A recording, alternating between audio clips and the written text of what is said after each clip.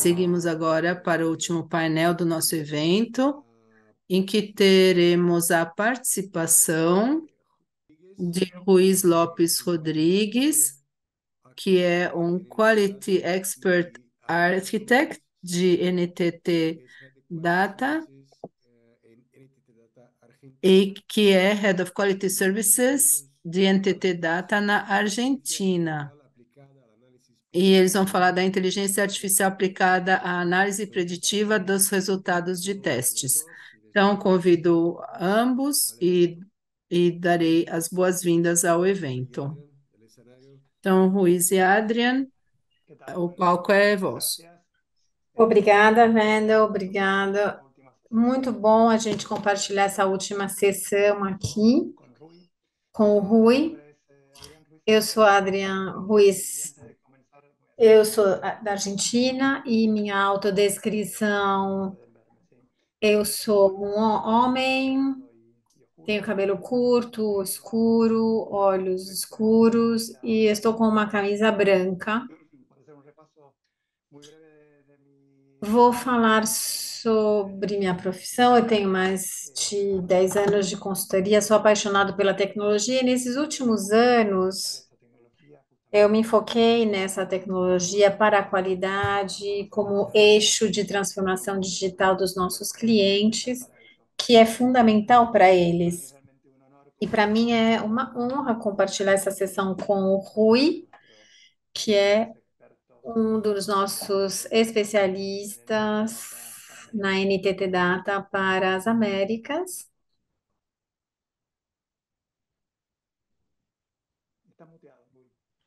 Rui, você está no mudo. Desculpem, agora devem me escutar. Desculpem. Muito bom. Obrigada, Adriano. Muito gentil da sua parte. Rui Rodrigues, Eu sou Rui Rodrigues.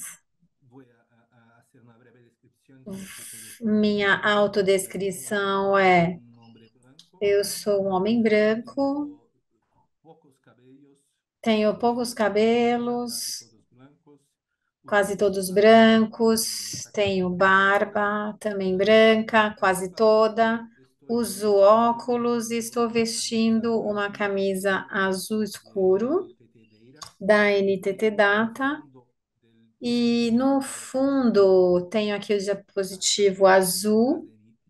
atrás de mim. Muchas gracias.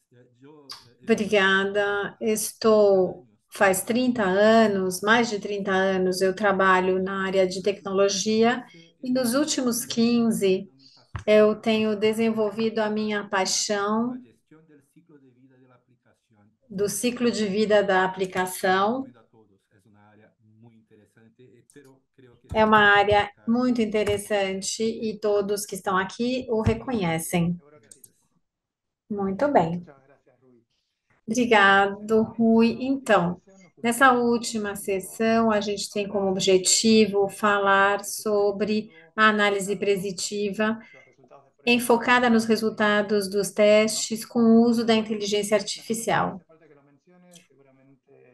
Com certeza, a gente falou de inteligência artificial em todas as palestras e no último ano, todos vocês ouviram e liram muito sobre isso e talvez tenham interagido com alguma ferramenta de inteligência artificial. E o que a gente quer hoje é levar essa tendência que a gente está vendo, é realmente a aplicação disso na nossa no nosso campo. Depois o Rui vai mostrar uma demo de um caso concreto, mas a gente queria passar alguns conceitos que a gente acha que são relevantes.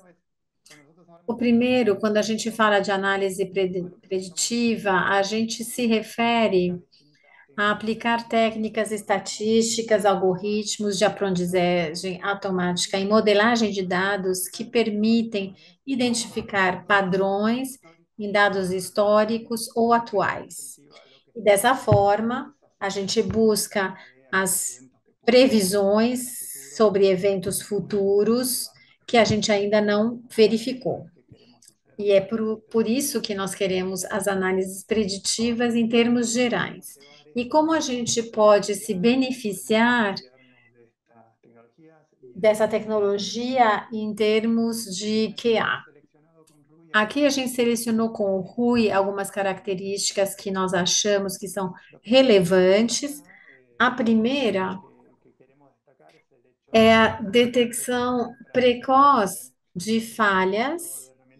Com o uso da inteligência artificial, a gente pode analisar os dados específicos de qualidade e detectar tendências ou padrões que, de alguma forma, pudessem sugerir uma possibilidade de falhas no futuro. Ou seja, a gente está tentando atuar e intervir antes que os erros críticos aconteçam. A gente tem um enfoque preventivo e nisso a inteligência artificial pode nos ajudar muito.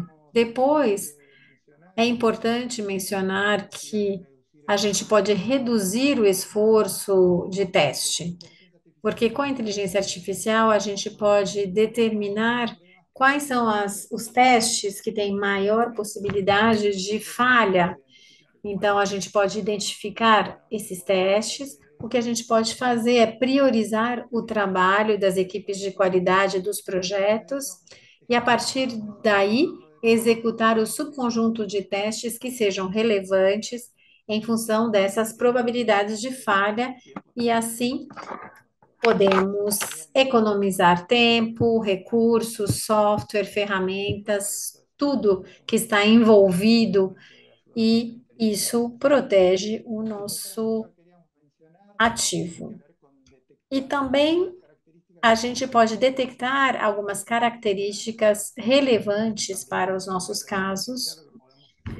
Com a inteligência artificial, a gente pode localizar, identificar essas qualidades, essas características que tenham maior impacto no resultado final. E aí nós queremos, então, em chegar à análise da causa raiz e do que está acontecendo e direcionar, então, o investimento ou o esforço que vamos dedicar a esse processo. O terceiro aspecto, o quarto aspecto, está relacionado a perceber que é crucial a qualidade dos dados. E para isso, nós precisamos uma coleta de dados consistentes. Se a gente estivesse numa sessão de manhã, quando falou-se sobre o problema dos dados, e ele mencionou que normalmente os verificadores passam a manhã desmotivados, sem poder trabalhar, porque eles estão esperando que aconteça um problema. E às tardes tentavam rodar todas as provas e aí não dava o tempo, a conta não fechava, porque faltavam os dados. Então, isso que eu estava comentando com o Rui, que algumas vezes os projetos que envolvem inteligência artificial, o tempo que leva para coletar os dados varia de 43% a 80%, para vocês perceberem a relevância que tem agilizar esse projeto, esse processo. Alguns conceitos que a gente queria repassar e que são fundamentais para poder avançar no que nós vamos falar agora. E eu vou passar a palavra para o Rui, para que ele possa, com esse exemplo prático, nos dar um panorama sobre o uso da inteligência artificial. Então, eu vou compartilhar aqui a minha tela.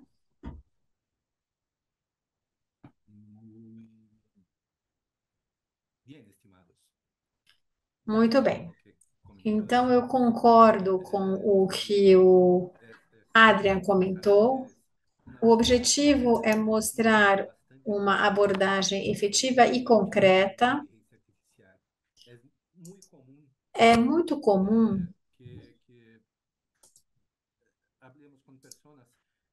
falar com pessoas, 100% dos casos, as pessoas sabem que é muito importante se aproximar da inteligência artificial, que é uma tecnologia que todos vamos usar, mas é algo muito abstrato. E nós, hoje, e o Oscar mostrou isso, e mostrou uma abordagem concreta, assim como o Roberto de manhã mostrou uma abordagem prática e concreta do uso disso. E aqui a gente vai discutir quais são esses benefícios que o Adrian comentou agora e como a gente pode trazer isso para a prática, como a gente pode implementar isso no nosso dia a dia. A princípio, a gente precisa pensar no processo para que isso aconteça. Tem vários passos e por isso é crucial definir o objetivo, o que nós vamos buscar, porque o objetivo vai determinar quais são os dados que nós vamos levantar, que precisamos buscar e como devemos pré-processar, quais são as informações de maior ou menor valor e como vamos selecionar o modelo, porque existem modelos de inteligência artificial para objetivos diferentes. Existem modelos para classificar informações, dizer se o teste vai falhar ou vai passar. Tem outros modelos que são modelos de regressão, que vão definir qual é o percentual de possibilidade de que a futura prova falhe ou não. Tudo isso, esses três primeiros passos estão relacionados com o objetivo e a avaliação de chegar ao resultado está relacionada ao objetivo. Então, pensar e definir objetivos a ser a coleta dos dados, fazer um pré-processamento desses dados para que eles sejam consumidos de forma correta pela inteligência artificial, selecionar um modelo e implementar, treinar o modelo com os dados pré-processados e depois desse treinamento, fazer a avaliação. Quão bem estamos fazendo a nossa avaliação, a nossa previsão. Poderia ser até necessário refazer a verificação do modelo, porque um modelo de outra biblioteca, ou treinado com outros parâmetros, ou criado com outros parâmetros, poderia ser mais efetivo. Então, aqui temos um processo que vai nos levar, que vai permitir que a gente saiba se o que a gente está fazendo é o suficiente, é bom o suficiente para o que a gente precise, se nós vamos conseguir agregar valor quando entrarmos em produção, se o teste vai falhar ou não, se a previsão, quais são as possibilidades de gerar novos, quais são as pessoas que vão criar os novos Putsnel e gerar um trabalho de apoio para essas pessoas para que elas tragam mais qualidade aos seus códigos. É isso que eu penso como como geração de valor em produção. E mesmo depois, quando isso estiver funcionando bem, é importante monitorar continuamente e fazer também a manutenção, porque os dados podem mudar, a situação pode mudar, dependendo da abordagem, pode ser que estejamos fazendo a retroalimentação dos dados ou não. E nesse caso, é esse monitoramento que vai definir se precisamos voltar a pensar em novos objetivos ou em novos níveis de resultados para isso, ou se estamos fazendo frente a um desvio que precisa ser corrigido no processo. Eu acho que esse modelo faz muito sentido, e se alguém quiser enviar perguntas, mandem no chat e eu respondo assim que for possível. De forma concreta, nós vamos executar aqui o código, inclusive. Eu tenho aqui, não tenho vídeo, eu vou, na verdade, vou usar um Jupyter Notebook que permite executar códigos e documentá-lo ao mesmo tempo. E para fazer uma demonstração que desenvolvida em Python e gerar os dados que vão ser consumidos por esse modelo de inteligência artificial. Muito bem.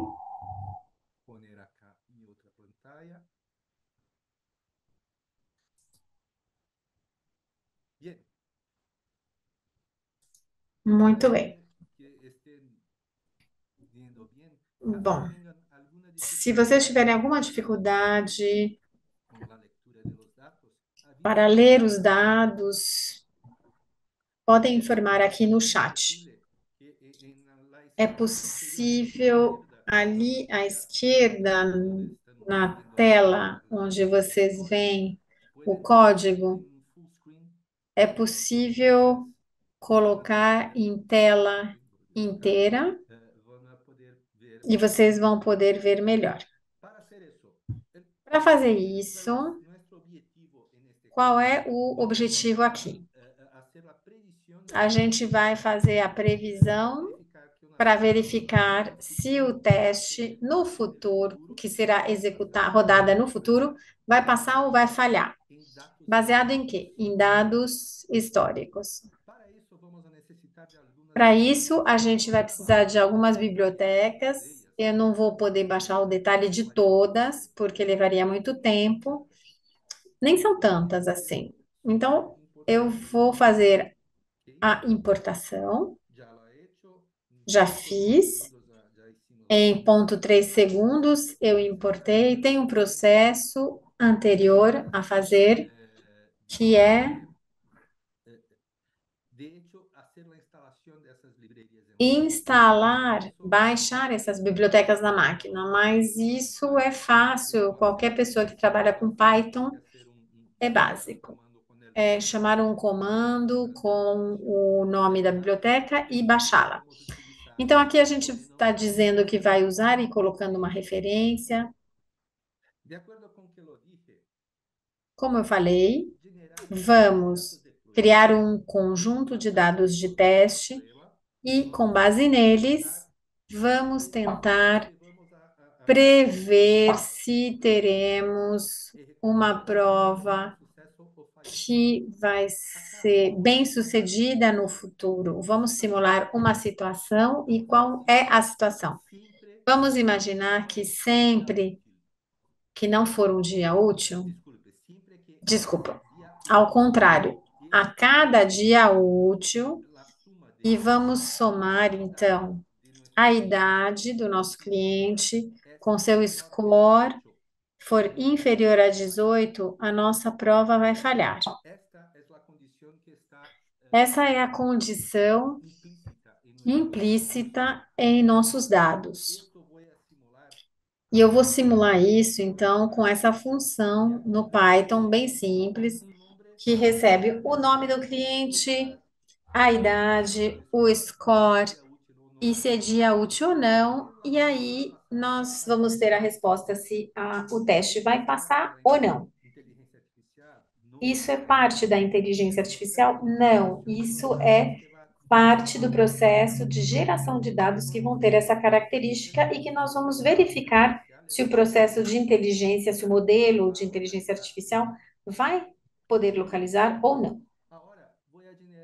Eu vou gerar, então, 10.000 registros de execução de teste, con datos sintéticos, de acuerdo con lo que dije.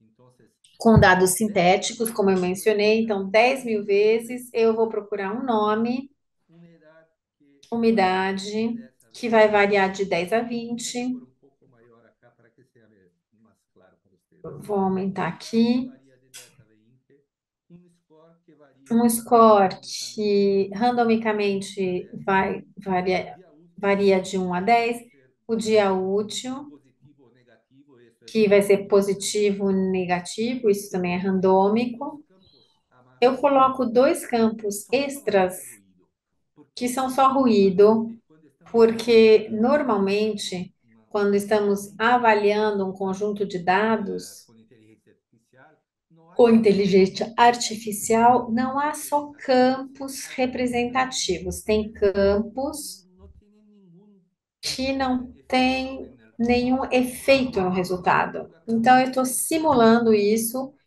Justo. adicionando Ruido dois campos negativo, para que a gente uno de tenha 15 ruído aqui varía de também. 15 a Um 28 varia y el de otro varía 15 de a 20 e 28 outro a de 28 a 42. Puede ser cualquier cosa, son Poderia solamente ser qualquer coisa, y eso é es só para criar generado ruído. randómicamente E basado en isso este é intervalo. gerado En esta randomicamente línea, baseado nesse intervalo. Nessa linha, llamo aquel método que eu hemos vou chamar aquele método que a gente fez aqui em cima, esse aqui, para decir para si dizer pasa se o essa no con prova estos vai datos que hemos passar incluido acá. ou falhar com esses dados que a gente incluiu aqui. Almaceno eso como E eu registro vou de datos. armazenar isso como registro de Después, al dados, final, faço tengo isso una 10.000 base de vezes, datos. e daí eu vou ter Entonces, um conjunto de dados dejamos com 10.000 registros. Então, a gente está processando aqui.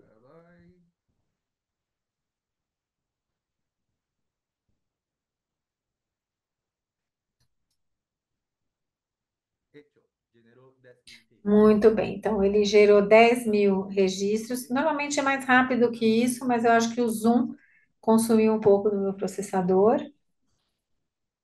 Muito bem. Solicité que sean generados 10.000 Eu pedi que registros. fossem gerados Vamos a ver 10.000 con esto cómo va. registros. Vamos verificar Sí, com esse tenemos comando se a gente tem. el Sim, shape, el shape temos o shape zero cero del dataset me do dice cuántos dataset, registros tenemos.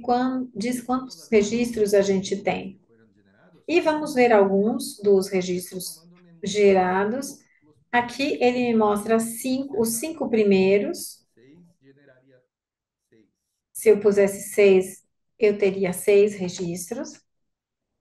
De acuerdo con lo que esperábamos, E nombre, segundo, método, conforme a gente score. esperava, o nome, uma idade, um Datos score, randômicos, si es dois día dados útil o no. randômicos, se é dia útil ou não, e se a prova passa ou falha com esses dados. Muy bien.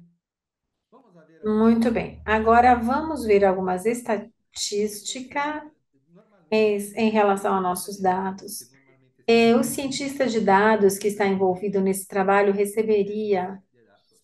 esse conjunto de dados e a primeira coisa que ele faria seria verificar as Están estatísticas, distribuidos estos como datos.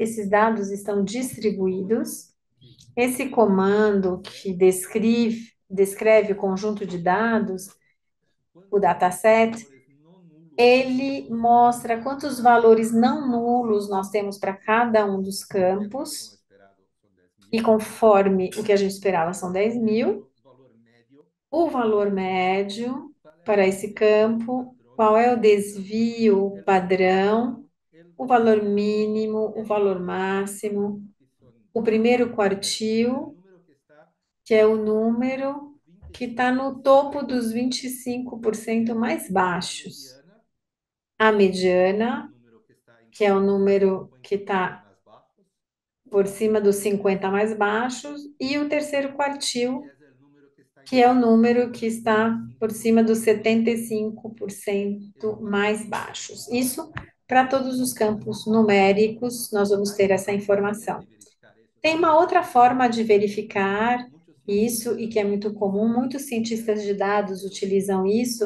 que é de fazer um box plot desses dados é uma representação gráfica do que nós acabamos de ver. Essa linha é o valor mínimo, a de cima é o valor máximo. Em verde, nós temos a mediana, o primeiro quartil e o terceiro quartil, para cada um dos campos numéricos. E para que esses valores vão ser usados? Para verificar a distribuição e se precisamos fazer uma normalização desses dados a campos que têm muitos valores nulos, e por isso a gente precisaria preencher, por exemplo, a mediana. Faria sentido eliminar, por exemplo, esses registros que têm campos vazios? Vai depender da natureza desses dados. É por isso que nós comentamos que esse processo de preparação de dados varia de 43% a 80% do tempo do projeto, depende da natureza do objetivo. Do ponto de vista de uma pessoa de qualidade, quantos testes falharam e quantos passaram? Nós tivemos 8.770 testes bem-sucedidos e 1.230 que falharam. Muito bem, aqui estou simulando a preparação de dados para processar de maneira mais eficiente. Esse trabalho é longo, como eu comentei, mas no nosso caso, a gente só precisa eliminar a coluna nome, porque os algoritmos de inteligência artificial, na maioria, e é o caso do nosso, não permitem trabalhar diretamente com valores string de caracteres. Então, se esse valor fosse importante, a gente precisaria fazer um tratamento, por exemplo, verificar todos os valores únicos e atribuindo identidades ou criando um hash para esse número, mas precisaríamos convertê-lo de alguma forma. A gente precisaria converter os valores string em números. No nosso caso, a gente vai só eliminar a coluna e aí vamos ver os dados de novo. Temos aqui a idade, o score e a lista dos registros sem o campo do nome, que a gente acabou de eliminar. Aqui, esses campos à esquerda, 1, 2, 3, 4, 5, 5, são valores de input para o processo. E o campo da direita é o resultado do processo. Certo? Precisamos separar isso para fornecer os dados para o algoritmo da inteligência artificial. Eu separei os dados de input para essa variável e os resultados para essa variável.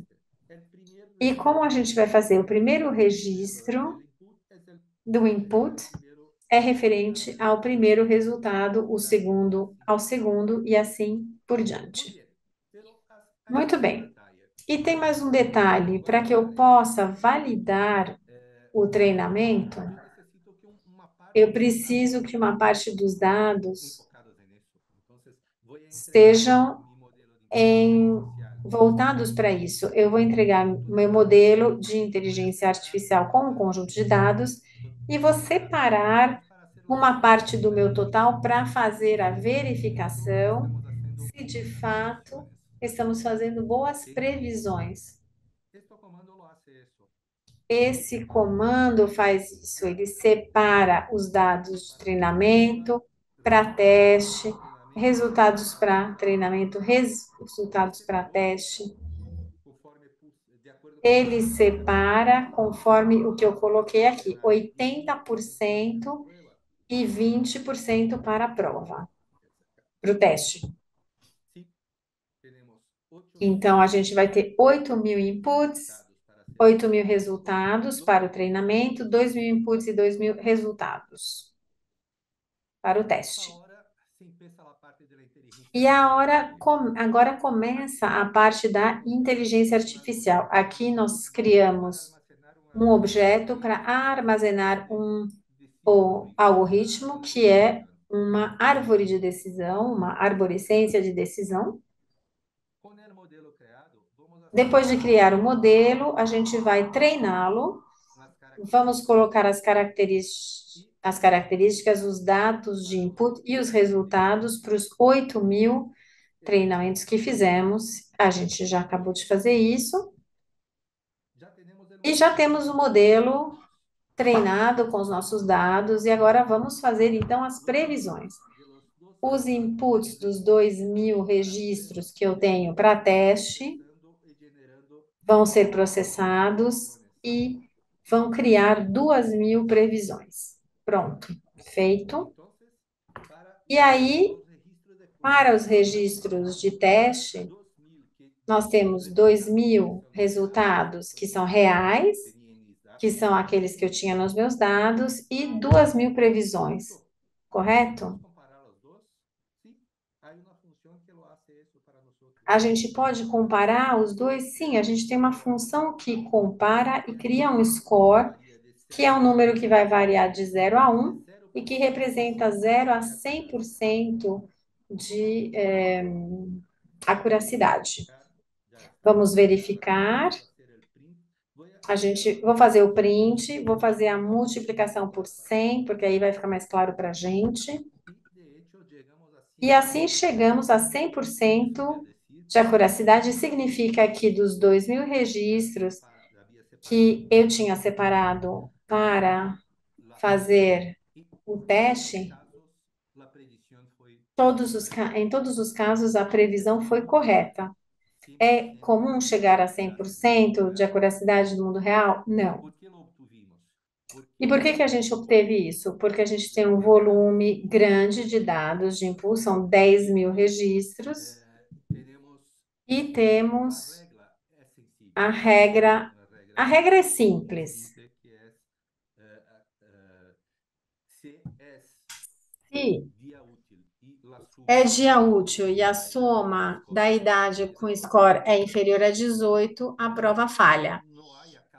Não vou dizer que tenham casos muito parecidos no mundo real, mas normalmente tem mais relações entre mais campos envolvidos, então isso fica mais complexo. Falando do mundo real, nós fizemos um trabalho em um grande banco do Brasil faz pouco tempo e chegamos num cenário muito parecido com esse, a 89% de acuracidade. Então, podemos hoje prever se o teste que vai rodar na semana seguinte vai falhar ou não.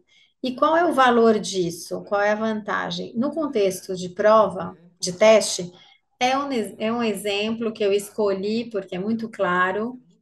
Eu acho que faz muito mais sentido aplicar esse tipo de análise preditiva para issues e problemas de produção, em produção, para os code snails, para vulnerabilidades geradas nos commits. E assim a gente pode fazer uma previsão antecipada e fazer o investimento necessário para gerar a qualidade antes de ter o problema, tornando o shift left mais radical, ou seja, prevenir o problema e antecipá-lo.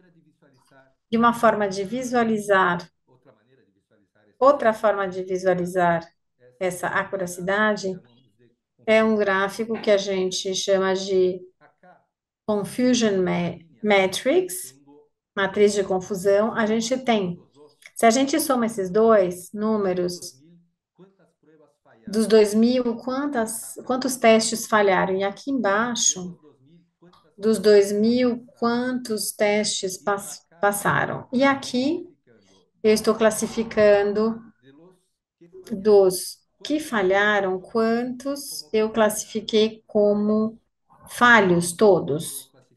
Nenhum foi classificado como bem-sucedido. E aqui é o inverso. E por que A gente tem isso dessa forma, porque a gente tem 100% de Não pode acuracidade. ser uma predição incorreta em nenhum caso. Não teve nenhuma previsão que fosse incorreta, e por isso a gente tem zero nesses dois Muy campos. bien. Muito bom. Bem, Vamos a hacer una predicción. vamos fazer agora uma previsão com Tengo vocês. acá mi modelo Eu tenho aqui encaminado. meu modelo treinado e eu vou pôr aqui, Eh, a princípio, voy a poner a que la princípio, edad es eu vou 14. definir que a idade é 14, que o score é 6 El día útil, sí, es verdad. e o Y dia útil, basado en e la é suma dia útil. E baseado nessa regra, y la suma de 14 con 6 a es soma de mayor que 18, 14 entonces esta prueba debería com pasar. 6 Vamos a ver é si maior que tenemos 18, então a prova deve passar. Então, com esses dados, eu digo que a prova vai, o teste vai passar. eso. Si yo cambio acá E se eu mudar y pongo aqui el para 2, score por exemplo, o y score, pongo la edad para 5, muda a idade para en 5, esta situación nessa estamos de situação, acuerdo que la prueba debe fallar. vocês devem concordar Vamos a que a decir prova vai que falhar, porque esto 5 com menor que 6 é 18. inferior Vamos a a decir, 18. os dije, con esos datos yo digo que la prueba va a Então, fallar. com esses dados, eu digo que a Aquí prova siempre vai hay la falhar. posibilidad de Nesse error, ponto, sempre tem a possibilidade que tenhamos um erro, porque es probabilístico, pero porque é no ha probabilístico. ocurrido aún de fallar Mas en este ejemplo. ainda nesse exemplo nunca aconteceu de ter uma falha. ¿Acuerdan que Vocês Adrián lembram comentó que podemos que detectar cuáles o son los Adrian campos comentou que menos podemos importantes? verificar os campos mais e En menos realidad, los importantes? dos E campos vocês veem aqui que os dois campos que son randômicos, solamente ruido que são tienen una somente ruído, importancia têm cero. uma importância zero. Y los otros E campos os tienen outros importancia. campos têm Entonces, el algoritmo importância. hace O apuntar cuáles algoritmo son las características mostra quais são as que características do meu tendrían alguna processo relación con el que tem alguma resultado relação com o o resultado no. ou não. Esto puede generar muchos insights. Isso pode Tentem pensar gerar eso muitos en insights. Tentem contextos pensar más isso em eh, contextos maiores, mais claro, amplos, onde complejas, pero tenhamos não só datos testes, mas que dados tienen un historial que têm um y la calidad. histórico em relação à qualidade Vamos a e as proceder previsões relacionadas a generar isso que valor podem evitando criar valor, problemas. evitando Creo problemas. que ustedes van a tener Eu acho que vocês insights muy terão interesantes. insights muito interessantes. Bien, Adrián, Muito bem. Adrian, o ¿qué te parece? que você achou? Você acha ¿Conseguimos que mostrar el valor? conseguimos mostrar o valor disso?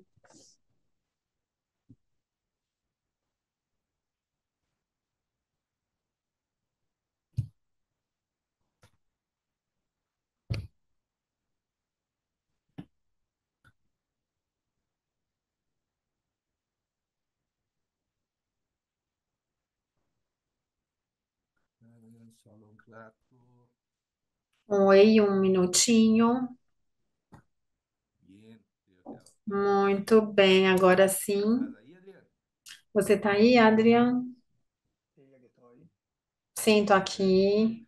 ¿Qué Muito te bom. parece? ¿Crees que conseguimos Então, mostrar você el acha valor? que a gente conseguiu mostrar o valor disso para os nossos amigos? Eu acho que sim, você fez isso de uma forma muito prática, visual, passo a passo, com exemplo concreto.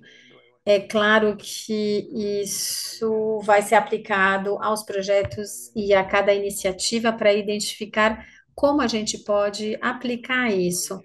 E esse é o objetivo que a gente tinha, mostrar para vocês como a gente pode usar a inteligência artificial para esse tipo de contexto.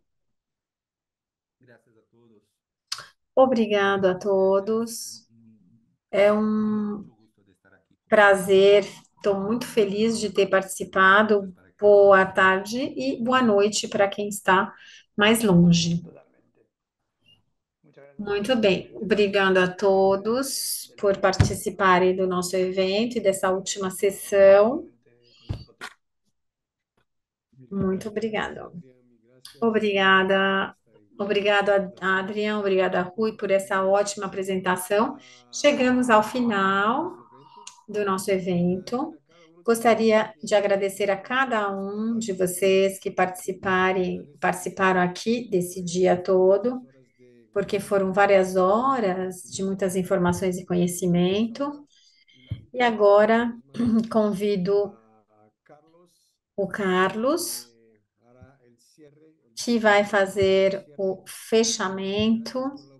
Muito obrigado, Carlos, pela oportunidade de participar desse evento. Parabéns. Agora a palavra é sua.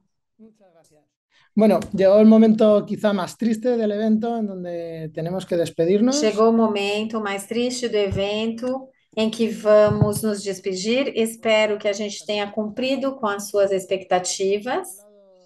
Falamos de temas atuais e de um futuro mais próximo, de TDM, diferentes ferramentas do mercado e abordagens diferentes da inteligência artificial, como a gente pode ter para buscar a eficiência. E a gente viu do mais comum, que era a inteligência artificial generativa, que é agora o que está mais no mercado, como falou o Oscar, e outros, como o Castillo mencionou e como mostraram o Rui e o Adrian. E eu acho que todos são válidos. É preciso ter claramente onde nós queremos ir, o que queremos construir e aplicar diferentes modelos de inteligência artificial segundo o nosso objetivo. E sem delongas, queria agradecer a equipe técnica, os palestrantes, porque sem eles a gente não poderia fazer nada. A Wendel, que nos apoiou aqui durante o evento, e vocês, nosso público. Como eu dizia antes, espero que vocês tenham gostado e que agora vocês tenham vontade também de participar do nosso próximo evento o ano que vem. Muito obrigada.